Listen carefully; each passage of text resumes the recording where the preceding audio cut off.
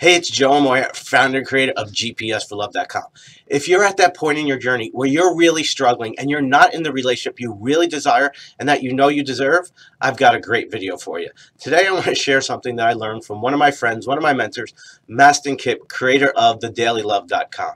And I guess about this time last year, Mastin and I were having a conversation, and he was sharing something that he learned from his therapist.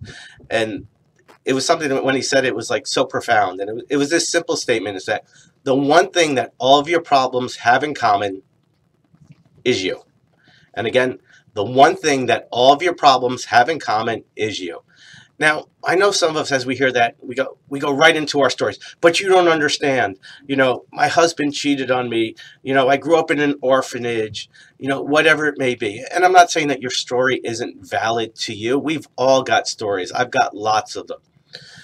But the meaning you give to things ultimately determines how quickly you get past your stuff and how quickly you create the results you want, or how long you continue to struggle. So if you really look at that statement, the one thing that all your problems have in common is you, it's not to point blame at you or anybody else, but it's to help you learn how to take responsibility for your role in how things are playing out. Because the reality is, crap happens in life. And I believe, or I've learned, that crap happens for a reason. It's universally designed, we'll call it that, to help you on your journey, to help you grow, to help you learn, to help you learn how to see and do things differently to get to where you really want to go. But unfortunately, we grow up in a society where we're a bunch of victims. Okay, we spill hot chocolate on ourselves or hot coffee, and then we sue the establishment. Okay, I read something a couple months ago where a guy fell off the roof. He was doing some kind of contracting work, fell off the roof, and sued the homeowner, like it was their fault. And ultimately, they get away with this stuff. And so we grow up in a society where we're taught to blame everybody and everything, instead of saying, you know what, this is the card that I was dealt. Why did this happen? Did this really happen to me, or did this happen for me? And if it happened for me, what am I supposed to learn? What am I supposed to do differently? So let me give you an example. There was a time several years ago where I got out of a really bad relationship, where basically my ex lied to me for pretty much about 2.5 years.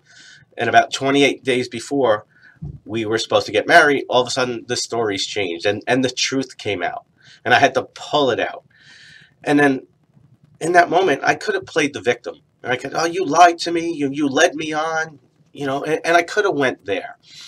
And the reason I didn't is because I had a family member who did that. Her marriage ended, and she continued to blame her ex, or as she would refer to him as that bastard, for ruining her life.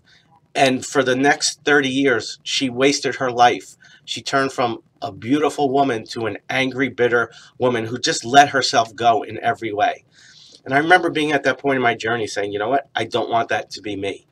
So what do I have to do differently? So I took what I call is mirror time.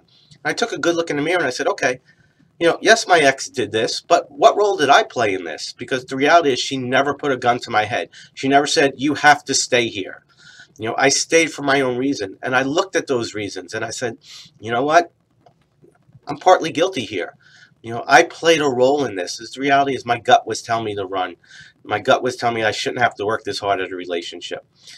But I listened to the fears. I listened to the insecurities. I was afraid that I was never going to have the wife and the family that I was looking for. Afraid that she was going to be the one. If I missed out on this, I would never have what I wanted. All those stories that we told ourselves. And I also realized that, I was part of the problem. But, one of my favorite sayings is the truth shall set you free. Because once you identify that, hey, you know what, maybe I am to blame for some of this, then you can see what you can start doing differently. Then you learn to start asking better questions. So I know that life has happened to you. I know, some bad things have probably happened.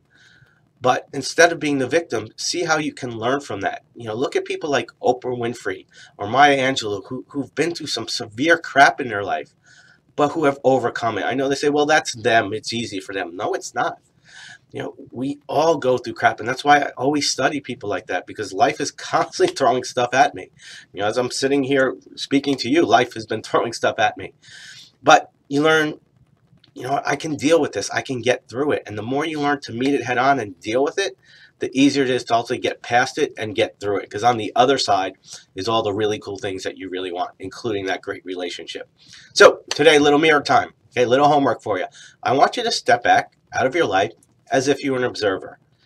And I want you to take a role, take some responsibility for your role and how things have played out until this point. Were you with a scumbag? Were you with someone who cheated you? Did you ignore the red flags?